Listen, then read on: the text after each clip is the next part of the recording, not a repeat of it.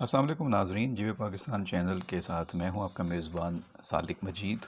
امید کرتا ہوں آپ سب خیریت سے ہوں گے۔ آپ کو اپنے چینل میں خوش آمدید کہتا ہوں، اور آج ہم بات کریں گے آپ کے پسندیدہ اور اسکرین پر آ کر دھوم مچا دینے والے فنکاروں کے بہت ہی مشہور ڈرامے میم سے محبت کے تازہ ترین اپڈیٹس کے حوالے سے بھی، اور اس پر جو سب سے بڑا اعتراض کیا جا رہا ہے اس حوالے سے بھی۔ یہ تو آپ کو پتہ ہے کہ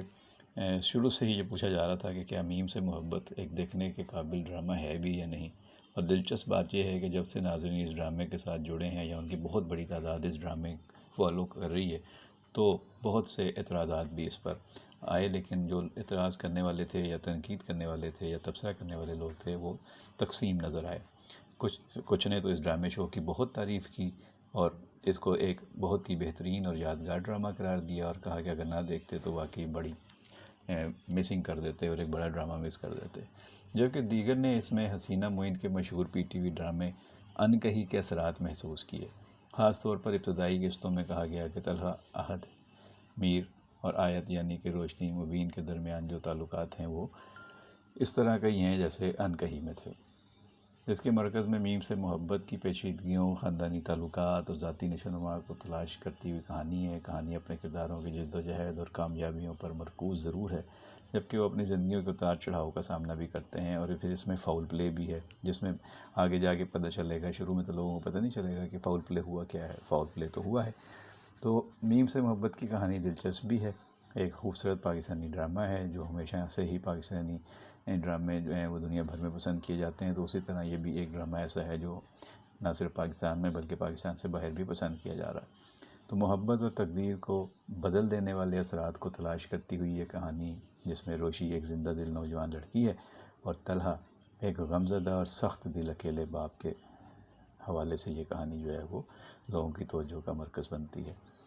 اور یہ ایسی کہانی ہے جو زندگی کے چیلنج کو سامنے رکھ کے بنائی گئی ہے، اور ایک دوسرے سے غیر متوقع رشتے میں بن جانے کے بعد جو حالات پیدا ہوتے ہیں اس میں یہ کہانی آگے بڑھ رہی ہے۔ اس کا جو سب سے زیادہ سین پسند کیا گیا ہے، جو سب سے زیادہ مرحلہ اس ڈرامے کا کہانی کا پسند کیا گیا، وہ اس وقت تھا جب شارق کی غیر موجودگی میں سب گھر والے پریشان تھے، اور روشی کے دادا اس کی ریسیپی کے لیے بہت زیادہ فکر مند ہو گئے تھے۔ انہوں نے عابد صاحب سے بات کی، انہوں نے طلحہ کو بلایا اور طلحہ سے کہا کہ ایمرجنسی ہے اور تمہیں یہ شادی کرنی ہوگی۔ شارق ارسلان چونکہ اغوا ہو چکا تھا اور اس میں یقینی طور پہ طلحہ احمد کا ہی ہاتھ تھا، لہٰذا طلحہ تو بڑا مطمئن تھا کہ اب بازی پلٹ جائے گی اور اسے نکاح کے لیے بلایا جائے گا اور وہ فوراً ہاں کر دے گا، اور ایسا ہی ہوا۔ روشی کی بارات نہ آنی تھی نہ آئی، اور روشی کے اپنے گھر والے جو ہیں پریشان تھے، ادھر دلہا والے دلہا کو ڈھونڈ رہے تھے کیونکہ وہ مل ہی نہیں رہا تھا۔ تو پھر فائنلی یہ فیصلہ ہوا کہ روشی اور طلحہ کا نکاح کر دیا جائے۔ روشی تو اس بات پہ قطعاً تیار نہیں تھی، لیکن دادا نے اس کی منت سماجت کی کہ پورے خاندان کی عزت داؤ پہ لگی ہوئی ہے، ہماری عزت اس وقت ہمارے ہاتھ میں ہے، اگر بارات نہیں آئی اور یہاں سب لوگوں کو پتہ چلا کہ شادی نہیں ہو رہی اور بارات نہیں آئی تو سب تمہیں قصوروار دیں گے، اور آئندہ تمہاری زندگی بھی مشکل ہو جائے گی، پورے خاندان کے سامنے ہماری بھی ناک کٹ جائے گی۔ بہرحال جو بھی باتیں کر سکتے تھے وہ کی گئیں، اور روشی کو شادی پہ راضی کر دیا گیا، اور روشی پر یقینی طور پر ایک قیامت ٹوٹی۔ اس نے اپنے خاندان کی عزت بچانے کے لیے نہ چاہتے ہوئے بھی یہ نکاح کر لیا۔ اب طلحہ اس بات پہ خوش ہے کہ اس نے شارق ارسلان کو شکست دے کے اس نے جو ہے وہ روشی کو حاصل کر لیا، حالانکہ روشی یہ سمجھتی تھی کہ یہ تو سبیکا کے ساتھ اس کا جو ہے وہ چل رہا تھا معاملہ، لیکن اسے یہ نہیں پتہ تھا کہ سبیکا والا معاملہ تو کب کا چیپٹر کلوز ہو چکا ہے۔ بہرحال اب یہ شادی ہو گئی ہے، لیکن وہ اس شادی کو مان ہی نہیں رہی، کیونکہ وہ سمجھتی ہے کہ طرز کھا کے مجھ پہ شادی کی گئی ہے، تو وہ دلہا کا جو ہے وہ مان دینے کے لیے تیار ہی نہیں ہے، جبکہ دلہا جو ہے وہ دلہن کو حاصل کرنے کے بعد بہت خوش ہے، اور وہ چاہ رہا ہے کہ ہماری زندگی آگے نارمل طریقے سے بڑھے، لیکن ایسا ہو نہیں رہا۔